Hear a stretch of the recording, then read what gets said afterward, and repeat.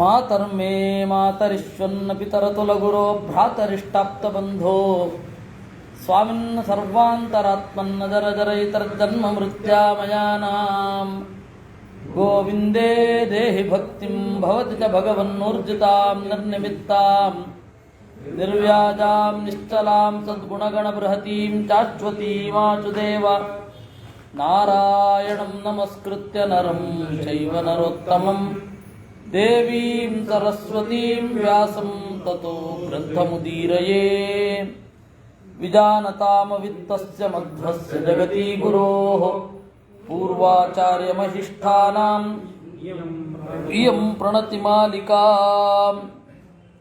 ಪೂರ್ಣಜ್ಞಾನಾಯ ವಿದ್ಮಹೇ ಪೂರ್ಣಾನಂದಾಯ ಧೀಮಹಿ ತನ್ನೋ ವ್ಯಾಸ ಪ್ರಚೋದಯಾತ್. ಬಹಳ ದಿವಸ ಆಗಿದೆ ವಿಷ್ಣು ಪುರಾಣದ ಮತ್ತು ವಿಷ್ಣು ತತ್ವ ನಿರ್ಣಯದ ಚಿಂತನೆ ಮಾಡಿ.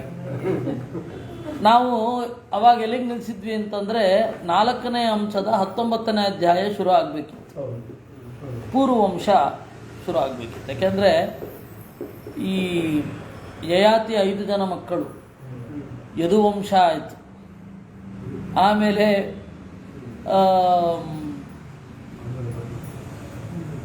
ಇವ್ರದೆಲ್ಲ ಆಯಿತು, ಅನು ಎಲ್ಲರದು ಆಗಿ ಈಗ ಪೂರ್ವಿನ ವಂಶ ಆಗಬೇಕಿದೆ. ಪೂರೋಹೋ ಜನಮೇಜಯ, ಪೂರ್ವಿನ ಮಗ ಜನಮೇಜಯ, ಅವನ ಮಗ ಪ್ರಚಿನ್ವಾನ್ ಅಂತ ಹೇಳಿ. ಆ ಪ್ರಚಿನ್ವಾನ್ ಅನ್ನುವವನ ಮಗ ಪ್ರವೀರ, ಪ್ರವೀರನ ಮಗ ಮನಸ್ಸು. ಹೆಸರು ಚೆನ್ನಾಗಿದೆ, ಮನಸ್ಸು. ಆ ಮನಸ್ಸುವಿನ ಮಗ ಅಭಯ, ಅವನ ಮಗ ಸುದ್ಯು, ಸುದ್ಯುವಿನ ಮಗ ಬಹುಗತ, ಬಹುಗತನ ಮಗ ಸಂಯಾತಿ, ಸಂಯಾತಿಯ ಮಗ ಅಹಂಯಾತಿ, ಅಹಂಯಾತಿಯ ಮಗ ರೌದ್ರಾಶ್ವ. ಆ ರೌದ್ರಾಶ್ವನಿಗೆ 10 ಜನ ಮಕ್ಕಳು. ಕೆಲವೊಂದು ಪ್ರತಿಯಲ್ಲಿ ಋತೇಪು ಅಂತ ಇದೆ, ಕೆಲವೊಂದು ಪ್ರತಿಯಲ್ಲಿ ಋತೇಶು ಅಂತ ಇದೆ. ಪು ಶೂ ಇದ್ದಲ್ಲೆಲ್ಲ ಪು ಅಂತ ಇಟ್ಕೊಳ್ಬೇಕು. ಋತೇಪು, ಕಕ್ಷೇಪು, ಸ್ಥಂಡಿಲೇಪು, ಕೃತೇಪು, ಜಲೇಪು, ಧರ್ಮೇಪು, ಘೃತೇಪು, ಸ್ಥಲೇಪು, ಸನ್ನತೇಪು, ವನೇಪು. 10 ಜನ ಮಕ್ಕಳು. ಋತೇಶು ಅಂತ ಇದೆ, ಕೆಲವೊಂದು ತಾಡವಾಲೆಯಲ್ಲಿ ಋತೇಶು ಅಂತಿದೆ, ಕೆಲವೊಂದು ತಾಡವಾಲೆಯಲ್ಲಿ ಎಲ್ಲ ಶಕಾರ ಇರುವಲ್ಲೆಲ್ಲ ಪೂ ಇದೆ. ಆಯ್ತಾ? ಪುಷಯೋರ್ ವಿಕಲ್ಪ, ಒಂದು ಅಪ್ಪು ಇರುತ್ತೆ, ಒಂದು ಅಚ್ಚು ಇರುತ್ತೆ. ಹೀಗೆ 10 ಜನ ಮಕ್ಕಳು. ಋತೇಪುವಿಗೆ ಅಂತಿನಾರ ಅಂತ ಮಗ. ಅಂತಿನಾರನಿಗೆ ಹಾಗೆ ಸುಮತಿ, ಅಪ್ರತಿರಥ. ಅಂತಿನಾರನಿಗೆ 3 ಜನ ಮಕ್ಕಳು, ಸುಮತಿ, ಅಪ್ರತಿರಥ, ಧ್ರುವ ಅಂತ. ಅಪ್ರತಿರಥನಿಗೆ ಕಣ್ವ ಮಗ, ಕಣ್ವ ಋಷಿ. ಕಣ್ವನ ಮಗ ಮೇಧಾತಿಥಿ. ಯತ ಕಾಣ್ವಾಯನ ದ್ವಿಜಾ ಬಭೂವು. ಕಣ್ವರು ಅವರು ಇದು ರಾಜರಾಗಿದ್ದವರು ಬ್ರಾಹ್ಮಣರಾಗಿ ಕನ್ವರ್ಟ್ ಆದರು. ಅವತ್ತಿನಿಂದ ಕಾಣ್ವ ಗೋತ್ರ. ಮೂಲಭೂತವಾಗಿ ಕಣ್ವರು ಕ್ಷತ್ರಿಯರು. ಕಣ್ವರ ವಂಶದಲ್ಲಿ ಬಂದವರೆಲ್ಲ ಬ್ರಾಹ್ಮಣರು. ಯಾಕೆಂದರೆ ಕಣ್ವರು ಬ್ರಾಹ್ಮಣರಾಗಿ ಬದಲಾಗಿತ್ತು.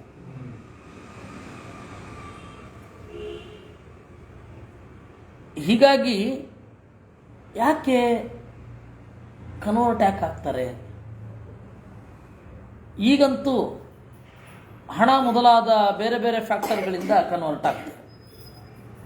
ಹಣ, ಲಾಭ, ಇಲ್ಲ ಅಂದರೆ ಇಲ್ಲಿ ಉಳಿಯೋದೇ ಸುಖ. ಯಾಕೆ ಅಂದರೆ ನಾಸ್ತಿಕರಾಗಿಯೂ ಇರಬಹುದು, ಅಲ್ಲಿ ಅದಿಲ್ಲ ಅಂತ. ಹೀಗಾಗಿ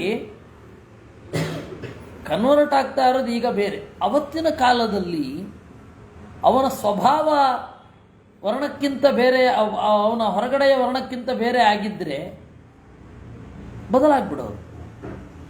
ಇಷ್ಟು ಸಹಜ. ದೂರ ಇರ್ತಾರಲ್ಲ ಆ? ಮಠದವರ ಸೇರ್ಸಲ್ಲ, ಯಾಕೆ ದೂರ ಇರ್ತಾರೆ? ಇಲ್ಲ, ಅದು ಏನೋ ಧರ್ಮತನ ಅದು. ಇಲ್ಲ ಇಲ್ಲ, ಅದು ಕಣ್ವರು ಅವರು ಕಣ್ವ ಶಾಖೆಯನ್ನು ಓದುವವರು. ಯಾಜ್ಞವಲ್ಕ್ಯರು ಗುರುಗಳನ್ನು ಧಿಕ್ಕರಿಸಿದರು. ಅವ್ರದ್ದು ಕಾರಣ ತೀರಾ ಬಾಲಿಶವಾಗಿದೆ, ಅಥವಾ ಇನ್ನೂ ಏನೋ ಕಾರಣ ಇರಬಹುದು, ನನಗೆ ಗೊತ್ತಿಲ್ಲ. ಕಣ್ವರು ಅವರ ಇದರಲ್ಲಿ ಯಾಜ್ಞವಲ್ಕ್ಯರು ಬಂದರು. ಯಾಜ್ಞವಲ್ಕ್ಯರನ್ನು ಇವರು ಅನುಸರಿಸ್ತಾರೆ. ಯಾಜ್ಞವಲ್ಕ್ಯರು ಗುರುದ್ರೋಹಿಗಳು, ಹಾಗೆ ಇವರು ಕೂಡ ಅಂತ ಒಂದು ಹೇಳ್ತಾರೆ. ಇನ್ನೂ ಏನಾದ್ರು ಕಾರಣ ಇದೆಯಾ, ಇಷ್ಟೇ ಬಾಲಿಶತನವ ಅವ್ರನ್ನ ದೂರ ಇಡಲಿಕ್ಕೆ ನನಗೆ ಗೊತ್ತಿಲ್ಲ. ಕಾಣ್ವರನ್ನು ದೂರ ಇಡ್ತಾರೆ. ಆಮೇಲೆ ಕಣ್ವ ಪುತ್ರೋಭೂತ್, ಆ ಬ್ರಾಹ್ಮಣನಾದ ಕಣ್ವ ಬ್ರಾಹ್ಮಣನಾದ ಕ್ಷತ್ರಿಯನಿಂದ ಮೇಧಾತಿಥಿಯದ್ದು ಕೂಡ ಬೇಕಾದಷ್ಟು ಮಂತ್ರಗಳಿದೆ. ಇನ್ನು ಅಪ್ರತಿರಥನಿಗೆ ಐಲೀನ ಅಂತ ಒಬ್ಬ ಮಗ. ಐಲೀನ ಕೆಲವೊಂದು ತಾಡವಾಲೆಯಲ್ಲಿ ಐಲೀನ ಅಲ್ಲ, ಇಲಿಲನ ಮಗ ದುಷ್ಯಂತ. ಐಲಿಲಹ ಅಂತ ಕರಿತಾ ಇದ್ರು ಅವನ್ನ. ಇಳಿಬಿಳ ಅನ್ನುವವಳ ಮಗ ಇಳಿಬಿಳಿ, ಅದು ಕುಬೇರ. ಇವನು ಇಲ್ಲಿ ಐಲೀನ ಅಂತಾರೆ, ಆದರೆ ಭಾಗವತದಲ್ಲಿ ಮತ್ತು ಮಹಾಭಾರತದಲ್ಲಿ ಇಲಿಲ ಅಂತಾರೆ. ಇಲಿನ ಮಗ ದುಷ್ಯಂತ ಮೊದಲಾದ 4 ಜನ ಮಕ್ಕಳು. ಆ 4 ಜನರಲ್ಲಿ 3 ಜನರ ಹೆಸರು ಗೊತ್ತಿಲ್ಲ ನಮಗೆ, ಯಾಕೆಂದರೆ ಏನೂ ಆಗಲಿಲ್ಲ ಅವರು. ಆ ದುಷ್ಯಂತನಿಗೆ 4 ಜನ ಮಕ್ಕಳು. ಆ 4 ಜನರಲ್ಲಿ ಭರತ ಯನ್ನಾಮ ಹೇತು ದೇವೈ ಶ್ಲೋಕ ಗೀಯತೆ.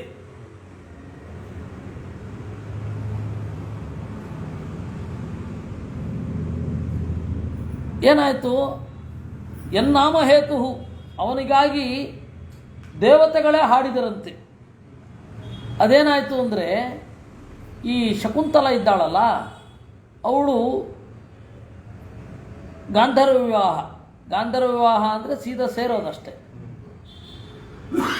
ಹೆಸರು ಮಾತ್ರ ಅದು ಭರ್ಜರಿಯಾಗಿದೆ, ಗಾಂಧರ್ವ ವಿವಾಹ ಅಂತ. ಅವರೆಲ್ಲ ಅವರವರೇ ಮಂತ್ರಗಳನ್ನು ಹೇಳಿಕೊಂಡ್ರು ಅಂತ 1 ವರ್ಷನ್ನು, ಸೀದಾ ಸೇರಿಬಿಡೋದು ಅಂತ ಇನ್ನೊಂದು ವರ್ಷನ್ನು. ಈ ನನ್ನ ಹೊಟ್ಟೆಯಲ್ಲಿ ಹುಟ್ಟಿದ ಮಗನೇ ರಾಜನಾಗಬೇಕು ಅಂದವಳು. ಪ್ರಾಕ್ಟಿಕಲ್ ಹುಡುಗಿ, ಹೌದು, ಶಕುಂತಲೆ. ಪ್ರಾಕ್ಟಿಕಲ್ ಅಂತಲ್ಲ, ಯಾಕಂದರೆ ಅವರು ವರ ಇತ್ತು. ಅದರಿಂದಾಗಿ ನನ್ನ ಹೊಟ್ಟೆಯಲ್ಲಿ ಹುಟ್ಟಿದವನೇ ಮಗ ಆಗಬೇಕು, ರಾಜ ಆಗಬೇಕು. ಆ ರಾಜ ಆಯಿತು ಅಂತ ಹೇಳಿ ಹೊರಟು ಹೋದ. ಹಾಗೆ ಹೊರಟು ಹೋದ್ಮೇಲೆ ಮರ್ತೇ ಬಿಟ್ಟ. ಅವನಿಗೆ 12 ವರ್ಷ ಆದಾಗ, ಅವನ ಹೆಸರು ಸರ್ವದಮನ ಅಂತ. ಆ ಸರ್ವದಮನನಿಗೆ 12 ವರ್ಷ ಆದಾಗ ಎಲ್ಲ ಋಷಿಗಳೆಲ್ಲ ಕರ್ಕೊಂಡು ಹೋಗಿ ಬಿಟ್ಟರು. ಅವನು ನೀನು ನನಗೆ ಯಾರು ಅಂತಲೇ ಗೊತ್ತಿಲ್ಲ ಅಂದ. ಅಳ್ತಾ ಕೂಡಲಿಲ್ಲ. ಅದೆಲ್ಲ ಕಾಳಿದಾಸನ ಶಕುಂತಲೆಗೆ ಬಿಟ್ಬಿಟ್ಟಿದ್ದಾಳೆ. ನಿಜವಾದ ಶಕುಂತಲೆ ಅಳ್ಳಿಲ್ಲ. ನಿನ್ನ ತಲೆ ಒಡೆದೋಗತ್ತೆ ಅಂದ್ಲು. ರಾಜನ್ ಸರ್ಷಪ ಮಾತ್ರಾಣಿ ಪರಚ್ಛಿದ್ರಾಣಿ ಪಶ್ಯಸಿ, ಆತ್ಮನೋ ಬಿಲ್ವ ಮಾತ್ರಾಣಿ ಪಶ್ಯನ್ನಪಿ ನ ಪಶ್ಯಸಿ. ಸಾಸಿವೆ ಗಾತ್ರದ ಬೇರೆಯವರ ದೋಷಗಳನ್ನು ನೋಡ್ತೀಯೇನೋ ನೀನೋ, ನಿನ್ನದೋ ಒಂದು ದೊಡ್ಡ ಬಿಲ್ವ ಹಣ್ಣಿನಷ್ಟು ದೊಡ್ಡ ದೋಷ ಇದೆ, ಗೊತ್ತಾಗಲ್ಲ ನಿನಗೆ ಅಂತ ಬೈದ್ಲು. ತಲೆ ಸೀಳಿ ಹೋಗುತ್ತೆ, ಏನು ಅಂದ್ಕೊಂಡಿದ್ಯಾ ಅಂತ ಹೇಳಿದ್ಲು. ಆವಾಗ ಅಶರೀರವಾಣಿ ಆಯಿತು.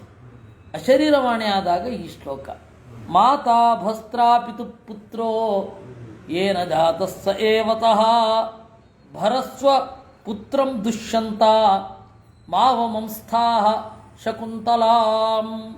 ಮಾತಾ ಭಸ್ತ್ರ, ತಾಯಿ ಎನ್ನುವವಳು ಚರ್ಮದ ಚೀಲ ಇದ್ದ ಹಾಗೆ.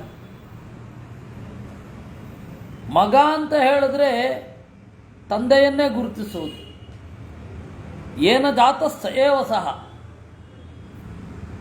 ತಾಯಿ ತನ್ನ ಒಳಗಡೆ ಹುಟ್ಟೋದಿಲ್ಲ. ಗಂಡು ತನ್ನೊಳಗಡೆ ಗಂಡು ತನ್ನನ್ನು ತಾನು ಹೆಣ್ಣಿನಲ್ಲಿ ಸೃಷ್ಟಿ ಮಾಡಿಕೊಳ್ತಾನೆ. ಮಾತಾ ಭಸ್ತ್ರ ಪಿತು ಪುತ್ರ ಏನ ಜಾತ ಸ ಏವ ಸಹ. ಅದರಿಂದಾಗಿ ಆತ್ಮಾವೈ ಪುತ್ರನಾಮಾಸಿ ಅಂತನ್ನೋದು. ಮಗನೇ, ಅಪ್ಪ ಅಂದರೆ ಮಗನೇ, ಮಗನೇ ಅಂದರೆ ಪ್ರತಿನಿಧಿ ಅಂತ. ಅದರಿಂದಾಗಿ ಭರಸ್ವ ಪುತ್ರಂ ದುಷ್ಯಂತ. ಭರಸ್ವ ಅಂದರೆ ಸಾಕು, ಅವನನ್ನು ಸಾಕಿ ಸಲುಹು ಭಾವಮಂಸ್ಥಾ ಶಕುಂತಲಾಂ ರೇತೋಧಾ ಪುತ್ರ ಉನ್ನಯತಿ ನರದೇವ ಯಮಕ್ಷಯಂ ತ್ವಂಚಾಸ್ಯ ಧಾತಾ ಗರ್ಭಸ್ಯ ಸತ್ಯಮಾಹ ಶಕುಂತಲಾ. ರೇತೋಧಾಹ ಪುತ್ರೋ ನಯತಿ. ರೇತಸ್ಸನ್ನು ಹಂಚಿಕೊಂಡ ಮಗ ಯಮನ ಮನೆಯಿಂದ ಪುರುಷನೊಬ್ಬನನ್ನು ದಾಟಿಸುತ್ತಾನೆ, ಅಂದರೆ ಯೋಗ್ಯನಾಗಿ ಬೆಳೆದರೆ. ತ್ವಂಚಾಸ್ಯ ಧಾತಾ ಗರ್ಭಸ್ಯ, ನೀನೇ ಈ ಗರ್ಭಕ್ಕೆ ಕಾರಣ. ಸತ್ಯಮಾಹ ಶಕುಂತಲ, ಶಕುಂತಳೆ ಸತ್ಯವನ್ನು ಹೇಳುವುದು ಅಂತ ಅಶರೀರವಾಣಿ ಆಯ್ತಂತೆ. ಭರ ಸ್ವ, ಚೆನ್ನಾಗಿ ಇವನನ್ನು ಸಾಕಿ ಸಲಹು ಅಂತ ದೇವತೆಗಳಿಂದ ಹೇಳಲ್ಪಟ್ಟ. ಹೀಗಾಗಿ ಅವನ ಹೆಸರು ಭರತ ಅಂತಾಯ್ತು. ಆ ಭರತನಿಗೆ 3 ಜನ ಹೆಂಡತಿಯರು, ನವಪುತ್ರಾಹ ಬಭೂವು, 9 ಜನ ಮಕ್ಕಳು. ಆ 9 ಜನ ಮಕ್ಕಳು ಹುಟ್ಟಿದ ಕೂಡಲೇ ಸತ್ರು. ಸಾಯಿಸಿದ್ಯಾರು ಅಂದರೆ ಸಾಕ್ಷಾತ್ ಅವ್ರ ತಾಯಂದಿರು. ನೈತೆ ಮಮಾನುರೂಪ ಇತ್ಯಭಿಹಿತಾ ತನ್ಮಾತರಃ ಪರಿತ್ಯಾಗ ಭಯಾತ್ ಪುತ್ರಾನ್ ಜಗ್ಞು. ಇವರೆಲ್ಲ ಯಾಕೋ ನಾನಿದ್ದಾಗಿಲ್ಲ ಈ ಮಕ್ಕಳು ಅನ್ನಂಥವನು. ಅಯ್ಯೋ, ಉಳಿದ್ರೆ ಎಲ್ಲಿ? ಅವತ್ತಿನ ಪರಿಸ್ಥಿತಿ ಪೂರ್ತಿ ಅವರು ಯಾವ ಪುರಾಣದಲ್ಲಿಯೂ ಎಸ್ಟಾಬ್ಲಿಷ್ ಮಾಡಿಲ್ಲ. ಯಾಕೆ, ಏನು, ಹೇಗೆ, ಎಲ್ಲಿ, ಏನು ಗೊತ್ತಿಲ್ಲ ನಮಗೆ. ಇವರು ನನಗೆ ಅನುರೂಪರಾಗಿಲ್ಲ ಅಂತ ಅವನು ಹೇಳಿ ನಮ್ಮನ್ನು ಬಿಟ್ಟುಬಿಟ್ರೆ ಅನ್ನುವ ಭಯದಿಂದ ತಾಯಂದಿರೇ ಆ 3 ಜನ ತಮ್ಮ ಮಕ್ಕಳನ್ನು ಕೊಂದುಬಿಟ್ರಂತೆ. ಅಂದರೆ 9 ಜನ ಮಕ್ಕಳು ಸತ್ತೋದ್ರು. ಇದು ಬಹಳ ವಿಚಿತ್ರ. ಭ್ರೂಣ ಹತ್ಯೆ ಬರಲಿಲ್ವೇ, ಪ್ರಾಯಶ್ಚಿತ್ತ ಮಾಡಿಕೊಂಡ್ರೆ ಶಾಪ ಬಂತೆ, ಏನು ಗೊತ್ತಿಲ್ಲ ನಮಗೆ. ಪುರಾಣದಲ್ಲಿರೋದೇ ಇಷ್ಟು. ಇದಕ್ಕಿಂತ 1 ಅಂಗುಲವೂ ಜಾಸ್ತಿ ಯಾವ ಪುರಾಣದಲ್ಲೂ ಇಲ್ಲ. ಇದು ಗೊತ್ತಿಲ್ಲ. ಧರ್ಮರಾಜ ಆಗಿದ್ರೆ ಕೇಳ್ತಾ ಇದ್ದ. ಪರಿತ್ಯಾಗ ಭಯಾದು ತತ್ರ ಪುತ್ರಾಂಜಗ್ನು, ಮಕ್ಕಳನ್ನೆಲ್ಲ ಕೊಂದ್ಬಿಟ್ರು. ತಥೋಸ್ಯ ವಿತತೆ ಪುತ್ರ ಜನ್ಮನಿ ಪುತ್ರಾರ್ಥಿನೋ ಮರುತ್ಸೋಮಯಾಜಿನೋ ದೀರ್ಘತಮತಃ ಪಾರ್ಷ್ಣ್ಯಪಾಹ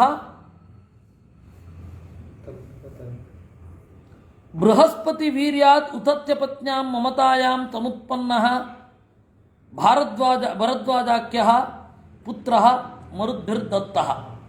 ಸರಿ, ಮಕ್ಕಳೇ ಹುಟ್ಟುತ್ತಾ ಇಲ್ಲ, ಏನು ಮಾಡೋದು ಅಂದಾಗ ಮರುದೇವತೆಗಳು ಹೇಳಿದ್ರಂತೆ, ಒಬ್ಬ ಒಳ್ಳೆ ಪುರೋಹಿತನನ್ನು ಕೊಡ್ತೇವೆ ಅಂತ. ಆ ಪುರೋಹಿತ ಯಾರು ಅಂದರೆ ಭರದ್ವಾಜ. ಭರದ್ವಾಜನ ತಾಯಿ ಯಾರು ಅಂದರೆ ಮಮತಾ.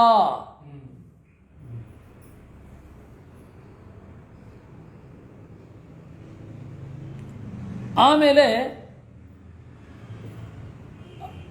ಅಪ್ಪ ಅಲ್ಲ, ಗಂಡ ಯಾರು, ಮಮತೆಯ ಗಂಡ ಯಾರು ಅಂದರೆ ಉತತ್ಯ.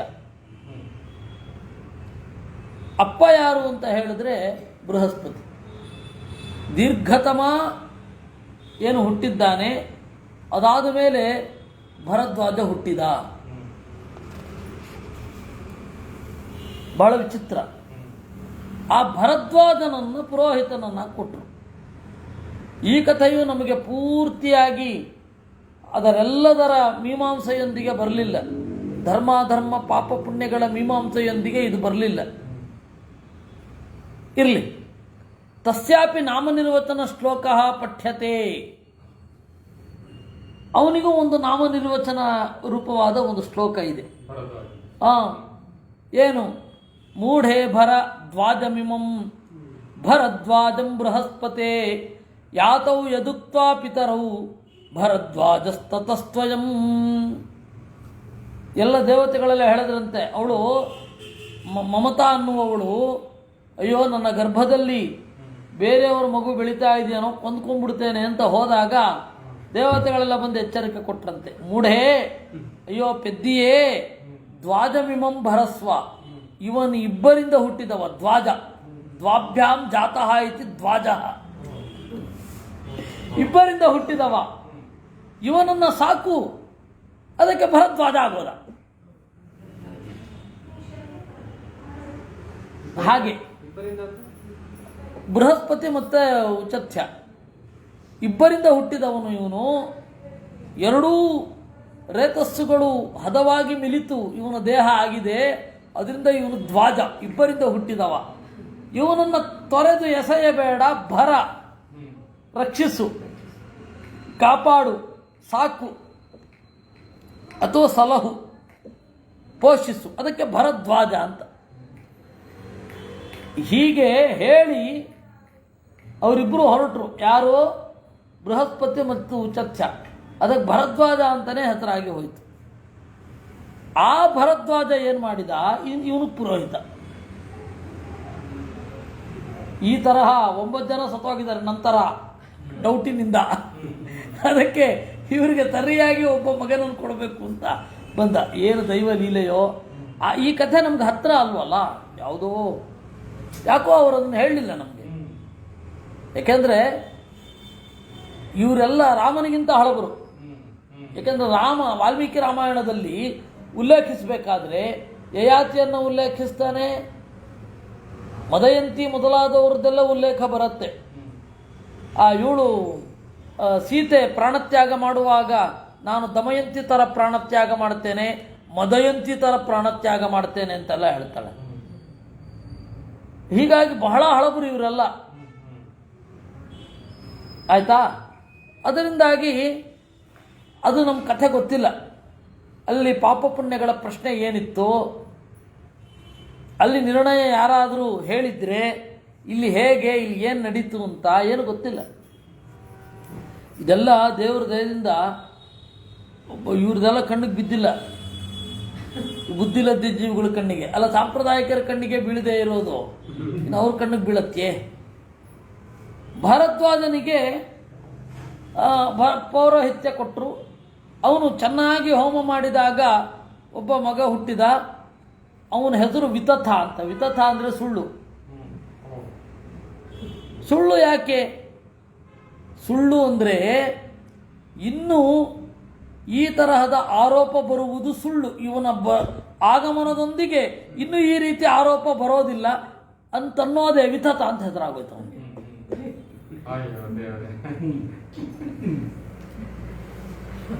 ಆ ವಿತಥನಿಗೆ ಮನ್ಯು ಅಂತ ಮಗ. ಆ ಮನ್ಯುವಿಗೆ 3 ಜನ, ಬೃಹತ್ಕ್ಷತ್ರ, ಮಹಾವೀರ್ಯ, ನರಗರ್ಗ ಅಂತ. ನರ ಮತ್ತು ಗರ್ಗ 4. ಆ ನರನಿಗೆ ಸಂಕೃತಿ ಅಂತ ಒಬ್ಬ ಮಗ. ಆ ಸಂಕೃತಿಗೆ 2 ಮಕ್ಕಳು. ಅದರಲ್ಲೊಬ್ಬ ಪ್ರಸಿದ್ಧ. ಒಬ್ಬನ ಹೆಸರು ಗುರುಪ್ರೀತಿ, ಇನ್ನೊಬ್ಬರ ಹೆಸರು ರಂತಿದೇವ.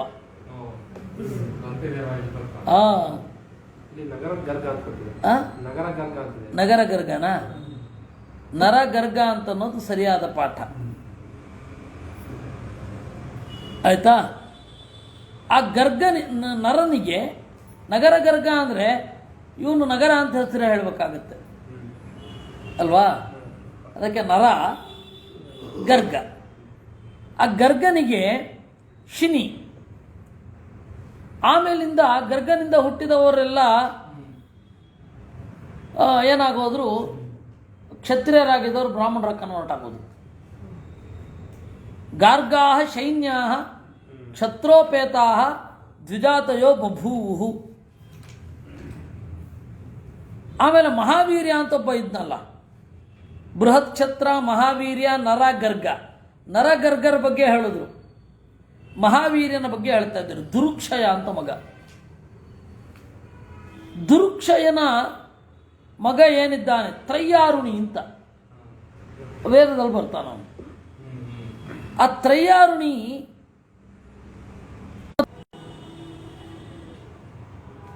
ಮೂರು ಜನ ಮಕ್ಕಳು, ಆಯ್ತಾ. ಆಮೇಲೆ ತಚ್ಚ ಪುತ್ರತ್ರಿತಯಮಪಿ ಪಶ್ಚಾತ್ ವಿಪ್ರತಾಂ ಉಪಜಗಾಮ.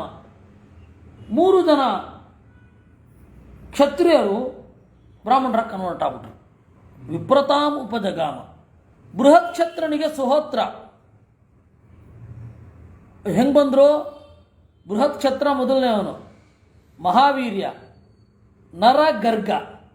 ಆದರೆ ಆ ವಂಶವನ್ನು ಹೇಳ್ಬೇಕಾದ್ರೆ ಉಲ್ಟಾ ಬಂದರು.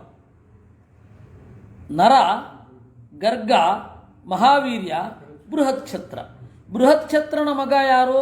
ಸುಹೋತ್ರ. ಸುಹೋತ್ರನ ಮಗ ಯಾರು? ಹಸ್ತಿ. ಹಸ್ತಿಯ ಮಗ ಯಾರು? ಹಸ್ತಿ ಏನು ಮಾಡಿದ? ಹಸ್ತಿನಪುರವನ್ನು ನಿರ್ಮಾಣ ಮಾಡಿದ.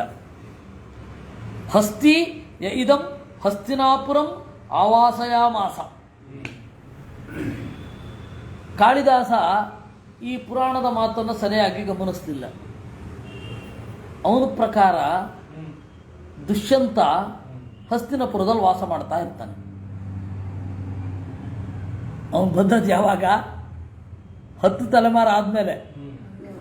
ಹಸ್ತಿ ಬಂದದ್ದು ಭರತನ 10ನೇ ತಲೆಮಾರಿಗೆ. ಆದರೆ ದುಷ್ಯಂತನೇ ಇದು ಹಸ್ತಿನಪುರದಲ್ಲಿ ವಾಸ ಮಾಡ್ತಾ ಇರ್ತಾನೆ. ಹೇಗೆ ಅಂದರೆ ನಾಟಕ ರೀ, ಅದಕ್ಕೆ ಅದೆಲ್ಲ ಮುಖ್ಯ ಆಗಲ್ಲ ಅಂತಾರೆ ಅಷ್ಟೆ. ಸಿಂಪಲ್, ಸಿಂಬಿದೋಗ್ಬಿಡುತ್ತೆ ಹೇಳಿದ್ದು.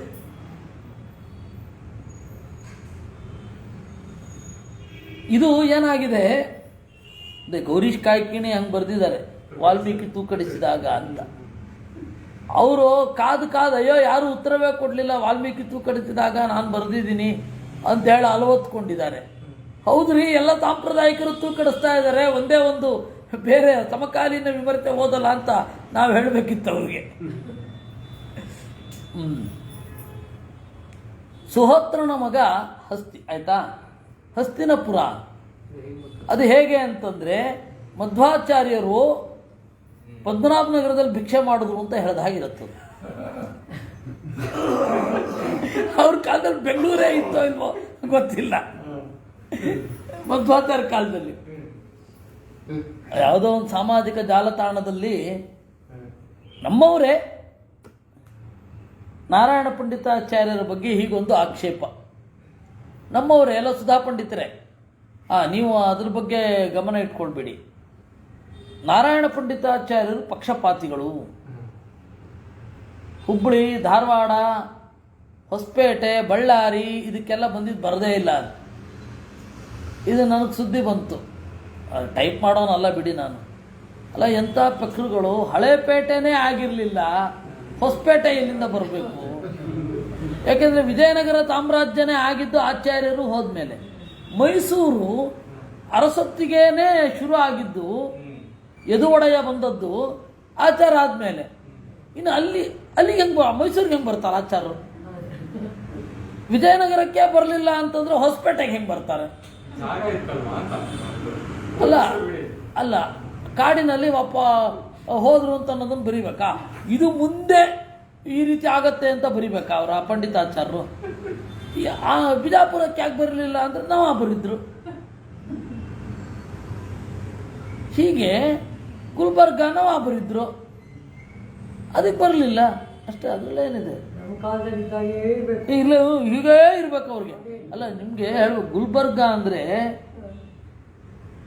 ಅಲ್ಲಿ ನೀವು ಇದು ಶಿಲಾಶಾಸನ ಓದಿದ್ರೆ ಎಂಥ ಡಿಸ್ಕ್ರಿಪ್ಷನ್ ಗೊತ್ತಾ? ಬಾದಾಮಿ ಮರ ಅದು ನಳಿಸಿ ಬಹಳ ಅತ್ಯಂತ ಸುಂದರವಾಗಿತ್ತಂತೆ. ಅದಕ್ಕೆ ಗುಲ್ ಅಂದರೆ ಅತ್ಯಂತ ಸುಂದರವಾದ ಊರು ಅಂತ ಗುಲ್ಬರ್ಗ ಅಂತ. ಇವತ್ತು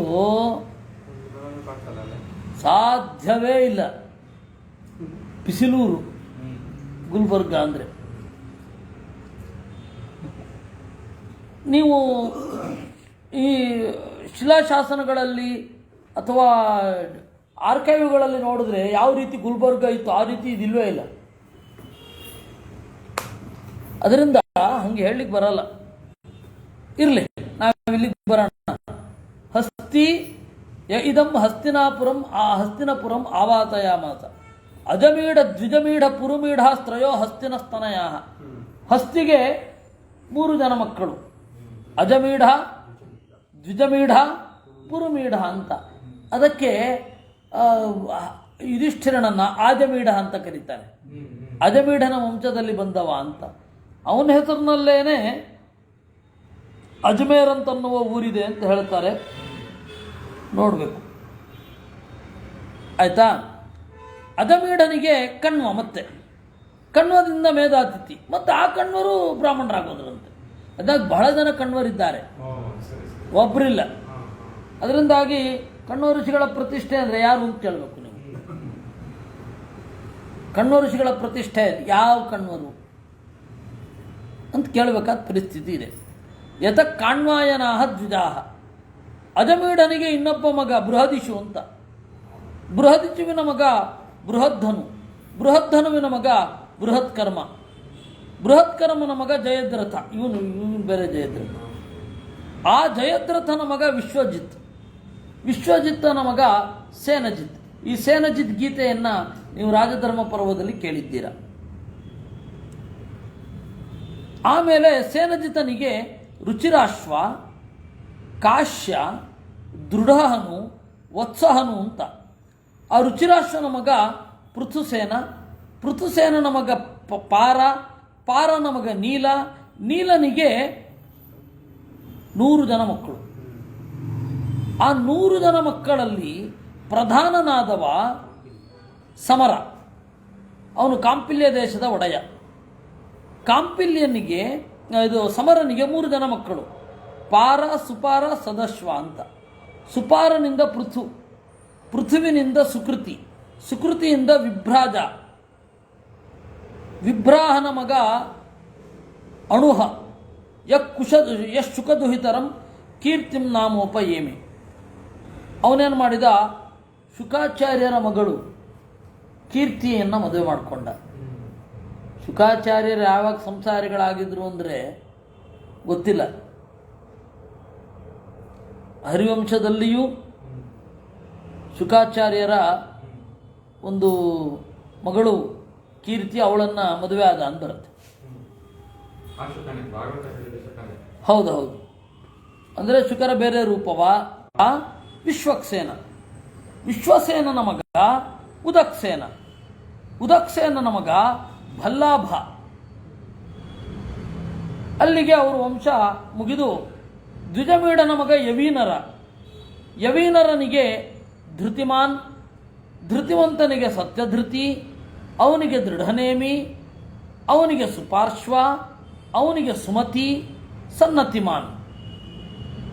ಆ ಸನ್ನತಿಮಾನ್ಗೆ ಇಲ್ಲ, ಈಗ ಬಂತು. ಆ ಸನ್ನತಿಮಾನ್ಗೆ ಒಬ್ಬ ಮಗ ಹಿರಣ್ಯನಾಭ ಅಂತ. ಆ ಹಿರಣ್ಯನಾಭ ಯೋಗಾಚಾರ್ಯ. ಯಹ 24 ಪ್ರಾಚ್ಯ ಸಾಮಗಾನಾಂ ಸಂಹಿತಾ ಚಕಾರ. ಅವನು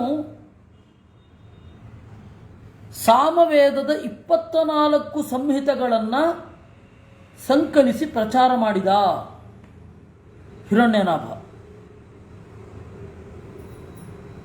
ಇನ್ನೊಬ್ಬ ಕೃತ ಅಂತ ಇದ್ದ, ಅವನ ಮಗ ಉಗ್ರಾಯುಧ. ಆ ಉಗ್ರಾಯುಧ ನೀಪ ಅಂತನ್ನುವ ಒಂದು ವಂಶದವರನ್ನೇ ಪೂರ್ತಿಯಾಗಿ ಸವರಿಬಿಟ್ಟ.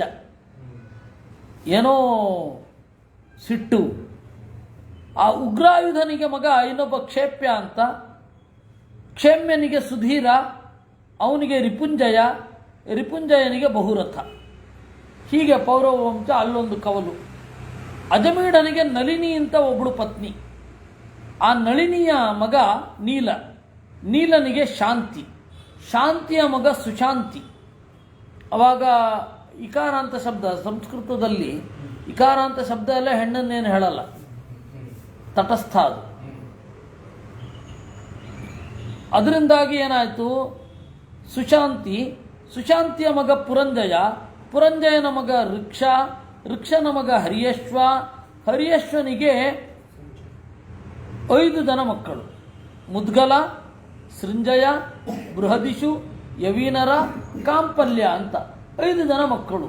5 ಜನ ಮಕ್ಕಳು ಹುಟ್ಟಿದಾಗ ಅವನು ಅಂದ್ಕೊಂಡಂತೆ, ಓಹ್, ಈ ಇಡೀ ನನ್ನ ರಾಜ್ಯವನ್ನು ರಕ್ಷಣೆ ಮಾಡಲಿಕ್ಕೆ ಪಂಚ ಅಲಂ, ಈ 5 ಜನ ಸಾಕು ಅಂತ ಅವರು ಪಾಂಚಾಲರಾಗೋದು.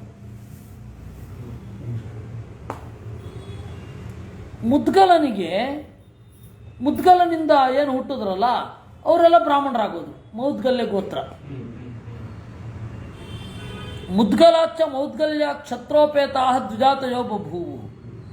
ಮುದ್ಗಲನ ಮಗ ಬೃಹದಶ್ವ, ಬೃಹದಶ್ವನ ಮಗ ಬೃಹದಶ್ವನಿಗೆ 2 ಮಕ್ಕಳು, ದಿವೋದಾಸ ಮತ್ತು ಅಹಲ್ಯ ಅಂತ. ಅಹಲ್ಯ ಏನು ಮಾಡಿದಳು, ಗೌತಮರನ್ನ ಮದುವೆಯಾಗಿ, ಆ ಗೌತಮರ ಹೆಸರು ಶರದ್ವಾನ್ ಅಂತ. ಗೌತಮರು ಅಂತಂದ್ರೆ ಗೌತಮ ಗೋತ್ರದಲ್ಲಿ ಬಂದವರು. ಶರದ್ವಾನ್ ಅಂತ ರಿಯಲ್ ನೇಮು. ಅವರಿಗೆ ಮಗ ಶತಾನಂದ.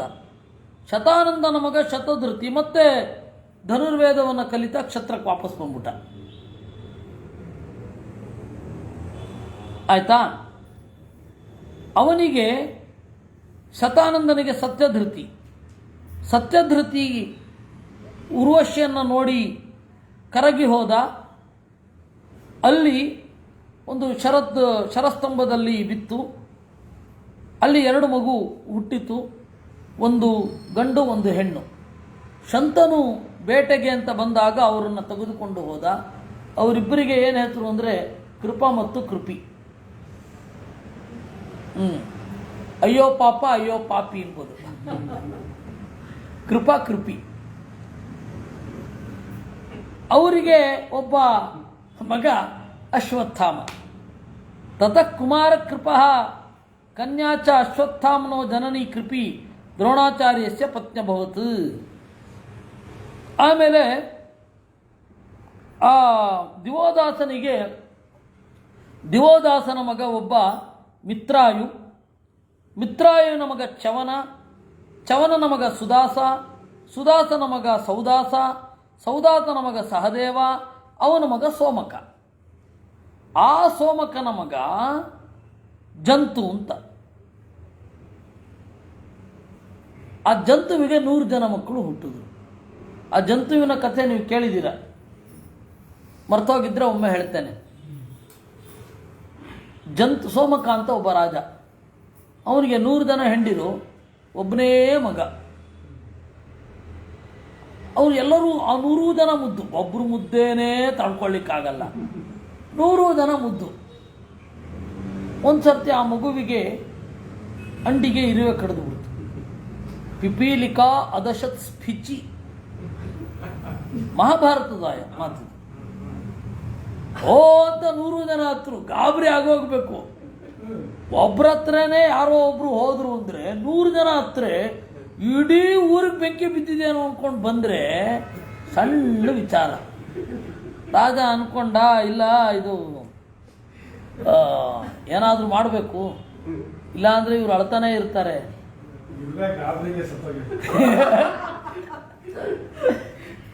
ಸರಿ, ಒಬ್ಬ ಪುರೋಹಿತ ಇದ್ದ ಅವ್ರಿಗೆ, ಆ ರಾಜನಿಗೆ. ಅವನು ಹೇಳ್ದ, ನೋಡಿ,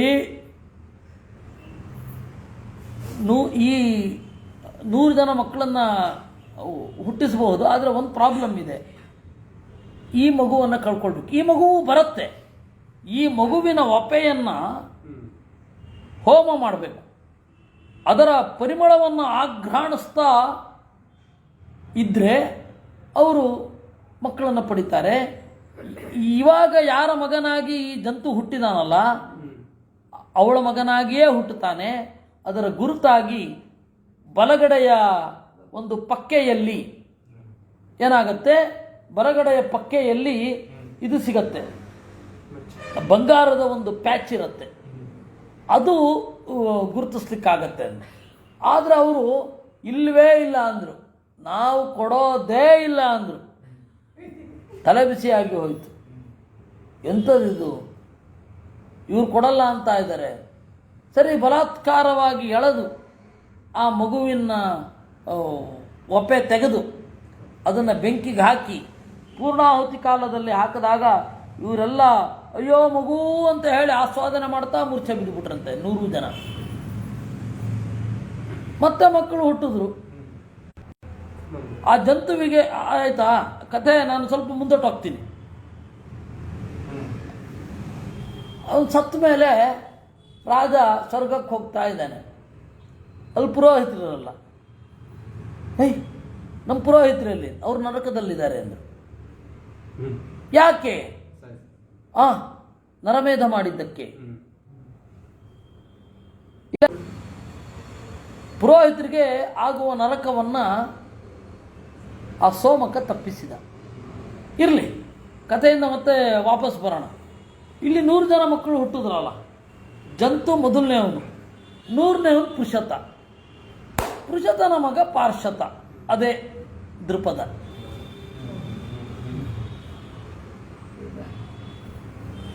ಅವನಿಗೆ ಮಗ ಧೃಷ್ಟದ್ಯುಮ್ನ. ಧೃಷ್ಟದ್ಯುಮ್ನನಿಗೊಬ್ಬ ಮಗದಲ್ಲಿ, ಧೃಷ್ಟದ್ಯುಮ್ನನ ಮಗ ಧೃಷ್ಟಕೇತುವು ಅವನು ಇಲ್ಲ. ಅಜಮೀಡನಿಗೆ ಒಬ್ಬ ಮಗ ಇದ್ದ, ಋಕ್ಷ. ಅದರಿಂದ ವಂಶ ಮುಂದುವರಲಿಲ್ಲ. ಅದು ಅಜಮೀಡನ ಮಗ ಋಕ್ಷ, ಋಕ್ಷನ ಮಗ ಸಂವರ್ಣ, ಸಂವರ್ಣನ ಮಗ ಕುರು. ಆ ಕುರು ಯಜ್ಞ ಮಾಡಿದ ಕ್ಷೇತ್ರ ಕುರುಕ್ಷೇತ್ರ. ಆ ಕುರುವಿನ ಮಕ್ಕಳಲ್ಲಿ ಒಬ್ಬರು ಜನ್ಹು. ಜನ್ಹುವಿನಿಂದ ಬಂದವಳು ಜಾಹ್ನವಿ. ಆ ಉಪರಿಚರ ವಸುವಿಗೆ ಬೃಹದ್ರಥ, ಪ್ರತ್ಯಗ್ರ, ಕುಶಾಂಬು, ಕುಚೇಲ, ಮತ್ಸ್ಯ ಮೊದಲಾದವರು ವಸುವಿನ ಮಕ್ಕಳು. ಅದರಲ್ಲಿ ಬೃಹದ್ರಥನ ಮಗ ಅದ್ಭುತ ಜರಾಸಂಧ. ಬೃಹದ್ರಥನ ಮಗ ಕುಶಾಗ್ರ, ಕುಶಾಗ್ರನಿಂದ ವೃಷಭ, ವೃಷಭನಿಂದ ಪುಷ್ಪವಾನ್, ಅವನ ಮಗ ಸತ್ಯಹಿತ, ಅವನ ಮಗ ಸತ್ಯಧನ್ವ. ಆ ಬೃಹದ್ರಥ ಇದ್ದಾನಲ್ಲ, ಅದಕ್ಕಿಂತ ಮೊದಲೊಬ್ಬ ಮಗ ಇದ್ದ, ಶಕಲದ್ವಯ ಜನ್ಮ, ಜರಯಾ ಸಂಹಿತ ಜರಾಸಂಧ ನಾಮ. ಎಂಥ ವೈಷ್ಣವೋತ್ತಮ ಉಪರಿಚರ ವಸು, ಅವನ ಮಗಳಲ್ಲಿ ಸಾಕ್ಷಾತ್ ದೇವರು ಹುಟ್ಟಿದ. ಅಂತಹ ವಸುವಿನ ವಂಶದಲ್ಲಿ ಜರಾಸಂಧ ಬಂದ. ಗಂಗಾ ನದಿಯಲ್ಲಿ ಸ್ನಾನ ಮಾಡ್ತಾರಲ್ಲ, ವಿಷ್ಣುವಿನ ಪಾದ ತೊಳೆದ ನೀರು ಅಂತ. ಇಷ್ಟೊಂದು ಮಡಿ ಅವನು. ಮಡಿ ಅನ್ನೋದು ಸಾಪೇಕ್ಷ. ಅವ್ರು ಯಾರು ಯಾವುದನ್ನು ಮುಟ್ಟಲ್ಲ ಅಂತಷ್ಟೆ. ಅವ್ರವ್ರಿಗೆ ಒಂದೊಂದು ಮಡಿಯನ್ನು ತಪ್ಕೊಂಡಿರ್ತಾರೆ ಅವರು. ಅದು ಬೇರೆಯವ್ರಿಗೆ ಅತ್ಯಂತ ಮೈಲಿಗೆ ಆಗಿರುತ್ತೆ. ಹಾಗೆ ಬೃಹದ್ರಥನ ಮಗ ಜರಾಸಂಧ, ಅವನ ಮಗ ಸಹದೇವ, ಸಹದೇವನ ಮಗ ಸೋಮಪ್ಪ, ಅವನ ಮಗ ಶ್ರುತಿಶ್ರವ. ಅಲ್ಲಿಗೆ ಮಗಧ ವಂಶ ಮುಗಿತು. ಇತ್ಯೇತೆ ಮಯ ಮಾಗಧಾಃ ಭೂಪಾಲಾಃ ಕಥಿತಾಃ.